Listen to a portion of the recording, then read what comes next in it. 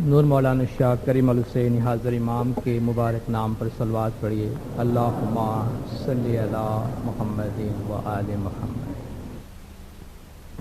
دیندار، جیسا کہ آپ کو بتایا گیا ہوگا، ہماری مقدس دعا اور اس کی تفسیر، حکمت اور فلسفے پر 4 دن تک آپ کے سامنے یہ خصوصی واعظ کا پروگرام رکھا گیا ہے۔ دعا ہماری عبادت کا ایک بہت ہی اہم اور بنیادی حصہ ہے۔ اللہ تبارک و تعالی نے جو یہ پوری کائنات پیدا کی ہے، یہ پوری کائنات کسی نہ کسی لحاظ سے خداوند تعالیٰ کے ساتھ ایک رشتے میں منسلک ہے۔ خداوند تعالیٰ نے اس کائنات کو تخلیق کر کے، پیدا کر کے اس کو آزاد چھوڑ نہیں دیا ہے، بلکہ قرآن حکیم میں خدا تو زمین، آسمان، سورج، چاند، ستارے، درخت اور تمام مخلوقات کے واسطے فرماتا ہے کہ یہ سب کے سب خدا کے آگے جھکے ہوئے ہیں۔ وَلَهُ أَسْلَمَ مَنْ فِي السَّمَاوَاتِ وَالْأَرْضِ، آسمانوں اور زمین میں جو کچھ بھی ہے وہ سب کے سب خدا کے تابعدار اور خدا کے فرمان بردار ہے۔ تو یہ سب جو پوری کائنات خدا کے امر کے مطابق اور خدا کے فرمان کے مطابق ایک عمل میں مصروف ہے، تابعداری کے عمل میں، یہ سب خداوند تعالیٰ کے ساتھ ایک بندہ ہونے کے رشتے میں منسلک ہے۔ اور یہی تقاضا انسان سے بھی کیا جاتا ہے کہ جب پوری کائنات خدا کی عبادت کر رہی ہے، پوری کائنات خدا کی تسبیح پڑھ رہی ہے، تو انسان کو بھی چاہیے کہ وہ خداوند تعالیٰ کی عبادت کا اظہار کرے۔ فرق صرف اتنا ہے کہ یہ ساری کائنات جو خدا کے تابعداری میں مصروف ہیں، ان میں ان کا اپنا کوئی اختیار نہیں ہے، ان کے پاس کوئی چوائس نہیں ہے۔ ان کی عادت ہی یہ بنائی گئی ہے کہ وہ خدا کی تابعداری میں ہے۔ انسان ایک ایسی مخلوق ہے جسے خدا نے عقل دی ہے اور اس کو چوائس دیا گیا ہے کہ وہ اپنی مرضی سے، اپنے فیصلے سے، اپنا اختیار استعمال کرتے ہوئے خداوند تعالیٰ کے آگے جھکے، خداوند تعالیٰ کے سامنے اپنے بندے ہونے کا اظہار کرے۔ اس لیے جو اس کی عبادت ہے اس کے لیے اسے جزا ملتی ہے، اس کے لیے اسے خیر دی جاتی ہے خداوند تعالیٰ کی طرف سے۔ تو خداوند تعالیٰ کی جانب سے جو عقل انسان کو دی گئی ہے، اس عقل کو استعمال کرتے ہوئے خدا نے ہمیں یہ حکم دیا ہے کہ ہم خداوند تعالیٰ کے سامنے اپنے عابد ہونے اور اپنے بندے ہونے کا اظہار کریں۔ اللہ تبارک و تعالیٰ نے ہمیں اپنے بندے ہونے کے اظہار کے لیے عبادت کے بہت سے طریقے بتائے ہیں۔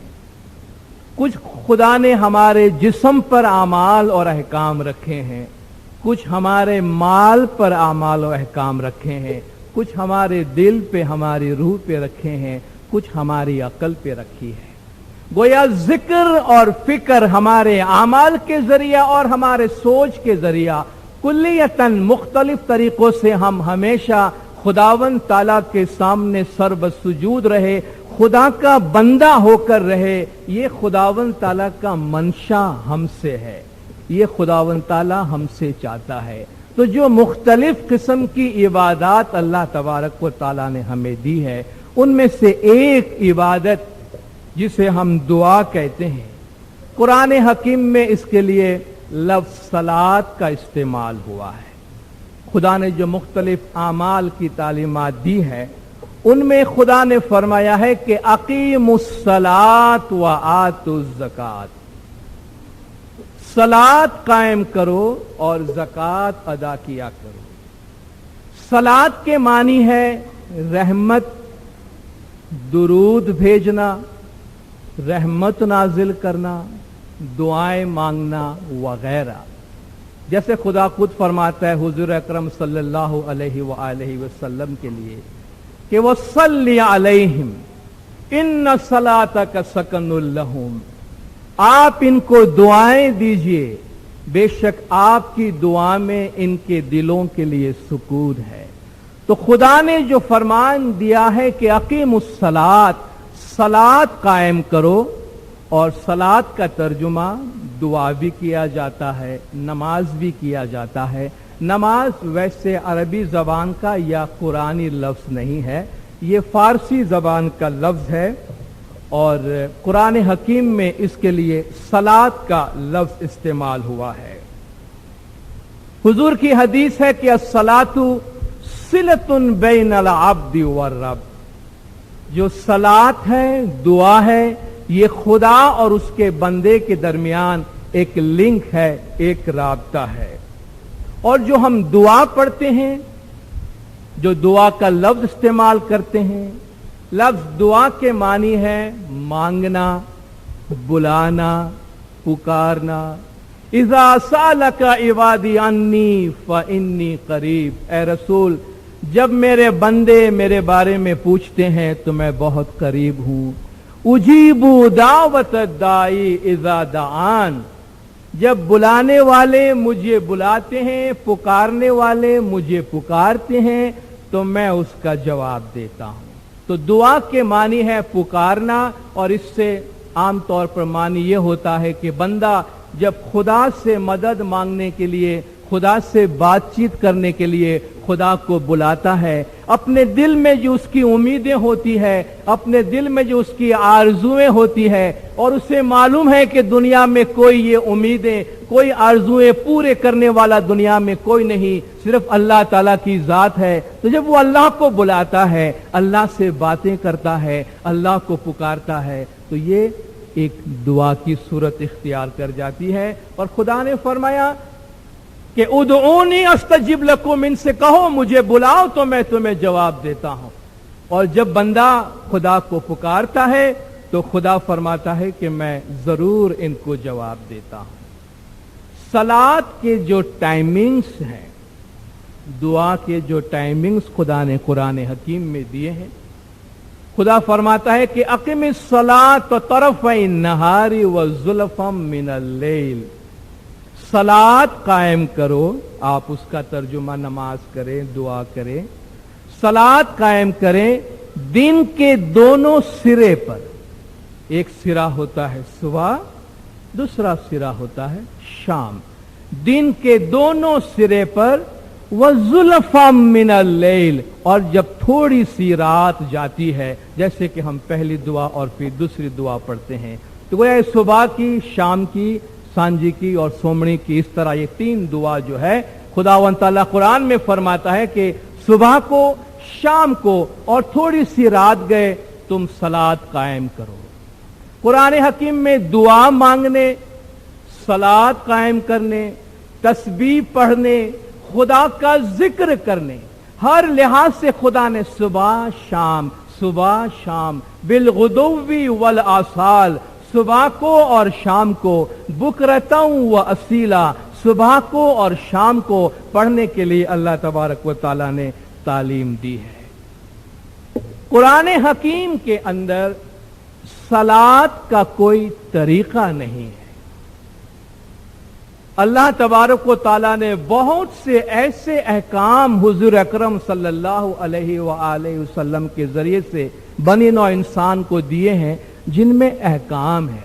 आतु ज़कात, ज़कात अदा करो, कितने में से कितना अदा करो, कैसे अदा करो, किसको दो, कहां दो, कब दो, ये कोई तफसील कुरान के अंदर नहीं है। इस किस्म के बहुत से अहकाम है, अहकाम कुरान हकीम में मौजूद है, मगर तफसील नहीं है। इसी तरह खुदा ने फरमाया सलात कायम करो, तो सलात का हुक्म है, कैसे कायम करो, उसमें क्या पढ़ो, क्या पढ़ना चाहिए, क्या नहीं पढ़ना चाहिए, ये तफसील अल्लाह तबारक व ताला ने कुरान में नहीं दी है। तो ये तफसील कहाँ से आई? ये हुजूर अकरम सल्लल्लाहु अलैहि व आलिहि वसल्लम सल्लल्लाहु अलैहि ने दी है।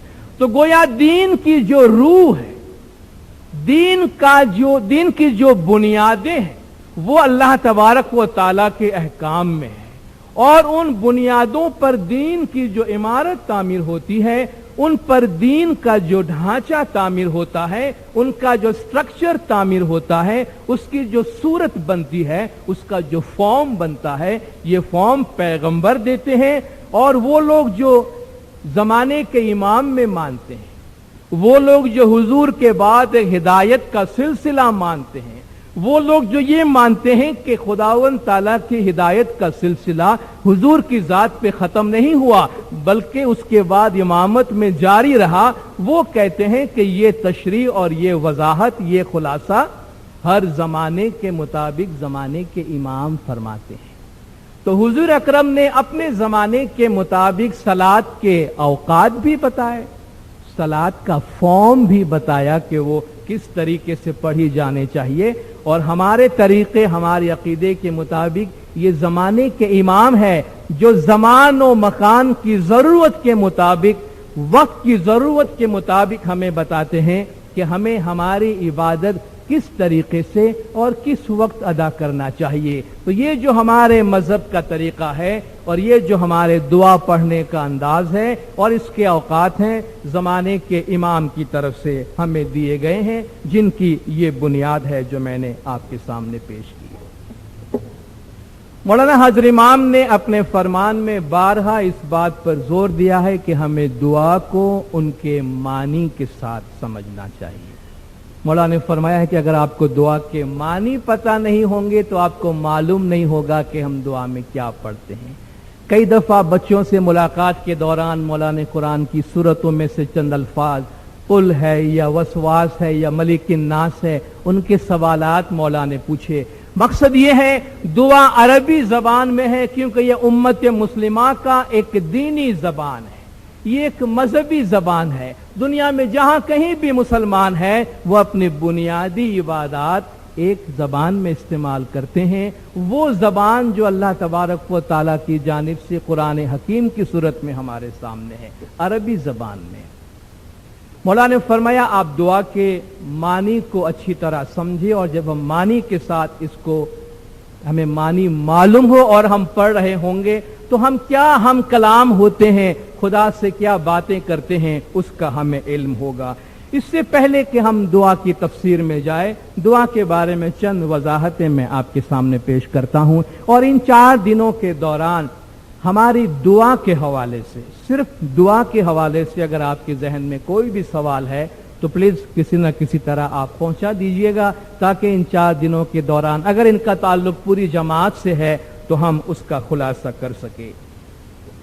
امام کی ہدایت کے مطابق دعا ہمیشہ جماعت کے ساتھ شامل ہو کر پڑھنے کی کوشش کرنی چاہیے، کیونکہ دعا ایک کانگریگیشنل پریئر ہے، یہ ہماری انفرادی تسبیح نہیں ہے جو ہم الگ الگ پڑھتے ہیں، یہ ہماری اجتماعی عبادت ہے۔ اس لیے ہماری پوری کوشش ہو کہ صبح اور شام کی دعا ہم جماعت کے ساتھ شامل ہو کر پڑھیں۔ اگر کسی بھی وجہ سے ہم جماعت کے ساتھ شامل ہو کر دعا نہیں پڑھ سکتے ہیں تو ہم جہاں کہیں بھی ہے، دعا کا وقت اگر ہو جاتا ہے ہم اپنی دعا پڑھ لیں۔ اگر ہم ایسے کام میں مصروف ہیں کہ دعا نہیں پڑھ سکتے ہیں تو کم از کم اپنے ذہن میں اتنا یاد کر لیں کہ یہ دعا کا وقت ہو گیا ہے مگر میں دعا نہیں پڑھ سکتا، اور بعد میں اولین فرصت میں ہم اپنی دعا پڑھ لیں۔ ہمارے بہت سے خدمت گزار بار بار یہ سوال پوچھتے ہیں، دعا کے دوران وہ ڈیوٹی پر ہوتے ہیں، دعا سنتے بھی ہیں اور ڈیوٹی بھی دیتے ہیں، وہ پوچھتے ہیں کیا ہماری دعا قبول ہوتی ہے یا نہیں۔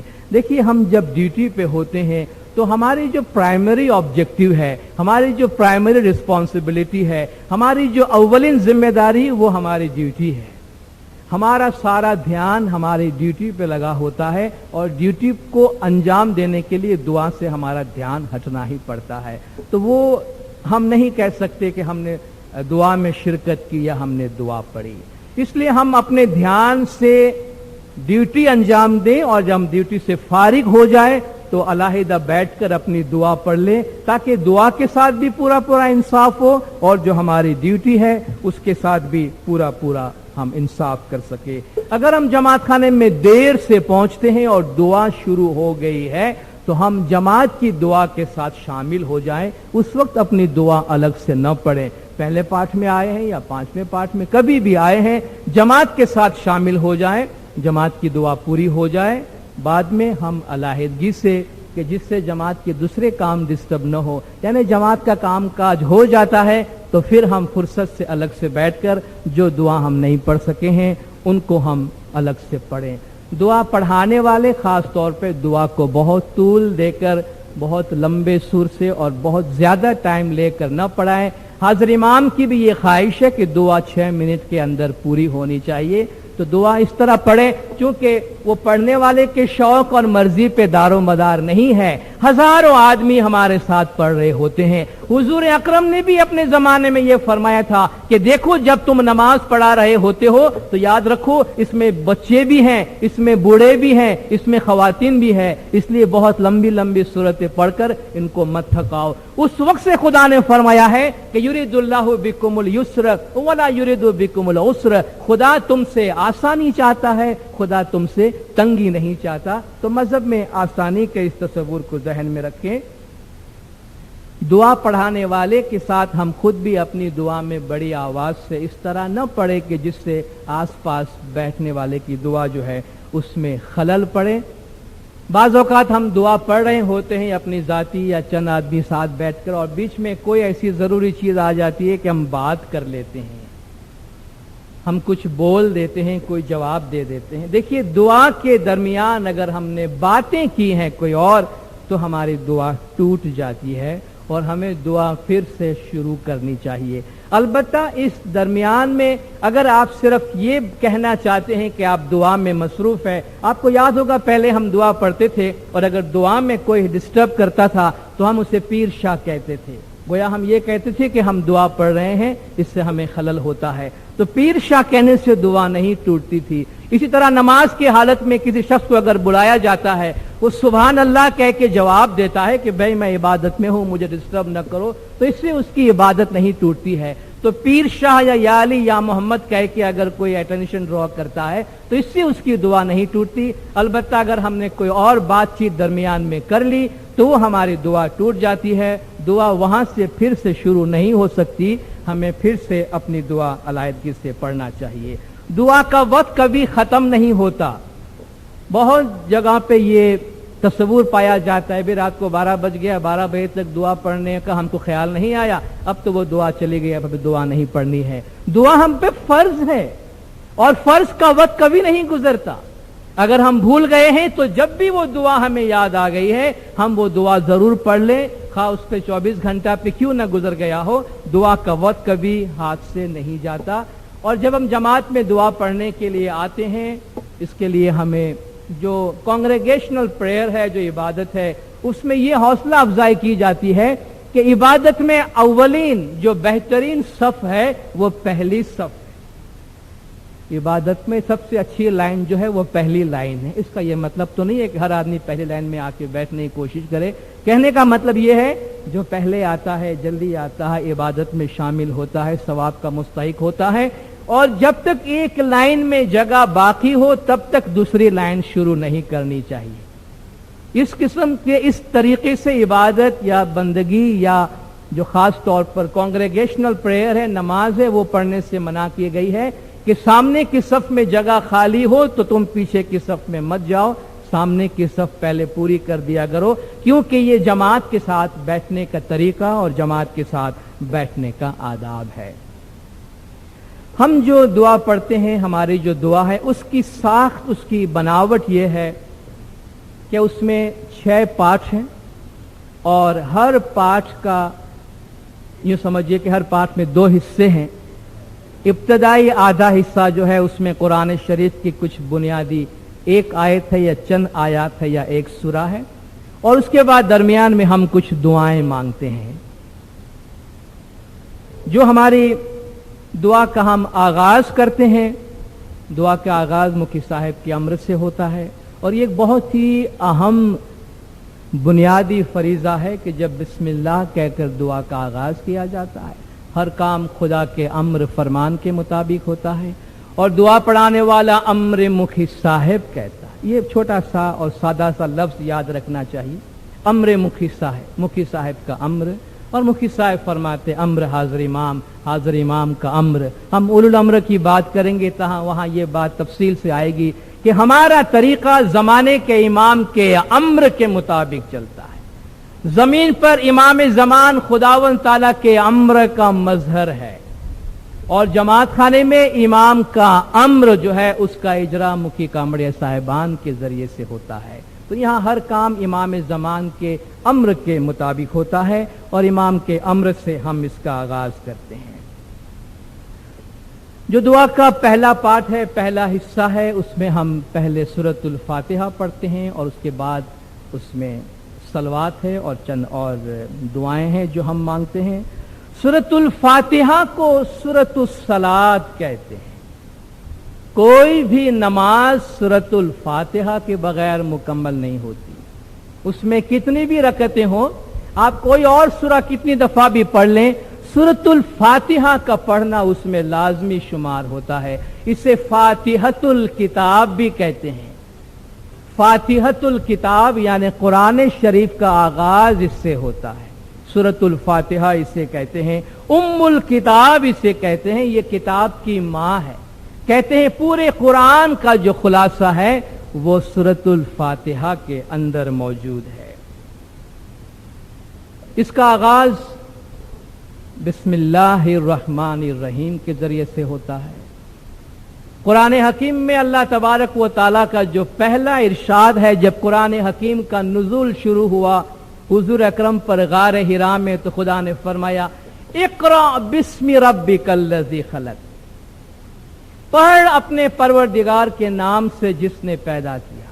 تو خدا نے جب اپنے وحی کا آغاز کیا اور حضور سے کلام کا آغاز ہوا اور حضور کو قرآن پڑھنے کی تعلیم دی گئی، تو فرمایا پڑھ اپنے پروردگار کے نام سے. اور اسی کا جواب گویا یہ ہے بسم اللہ الرحمن الرحیم، اللہ کے نام کے ساتھ جو بڑا مہربان نہایت رحم والا ہے. سب سے اہم بات اس کے اندر یہ ہے کہ ہر کام کا آغاز اللہ کے نام کے ساتھ ہوتا ہے. جب ہم ہر کام میں بسم اللہ کہتے ہیں اللہ کے نام کے ساتھ، تو گویا ہمارے اس کام کے اندر برکات شمار ہو جاتی ہے. خدا نے فرمایا للہ الاسماء الحسنی فادعوہ بہا، اللہ کے بڑے اچھے اچھے نام ہیں، ان کے ذریعہ سے اسے پکارو. تو جب بسم اللہ کا نام لے کر رحمان اور رحیم کہہ کے ہم شروع کرتے ہیں، تو ایک تو خدا کے حکم کی فرمان برداری ہوتی ہے، اور دوسرا خدا فرماتا ہے کہ تبارک اسم ربک ذی الجلال والاکرام، میرے پروردگار کا جو نام ہے بڑا بابرکت اور بڑا بزرگ والا ہے.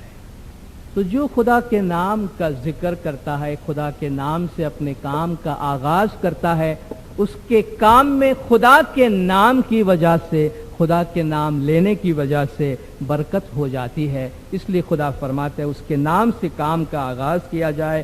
پہلور نام خدا جی کو لیجئے، پہلا نام ہمیشہ خدا کا لیا کرو. اور اسلام میں آپ دیکھیں اللہ تبارک و تعالیٰ کا جب تعارف کروایا جاتا ہے بسم اللہ الرحمن الرحیم، اس اللہ کے نام سے جس کی کتنی صفات قرآن حکیم میں بیان کی گئی ہے. کوئی ایسی صفت نہیں جو خدا کی ذات میں نہیں، کوئی ایسی طاقت نہیں جو خدا کی ذات میں موجود نہیں، مگر خدا اپنے نام کا تعارف کن صفات کے ساتھ کراتا ہے.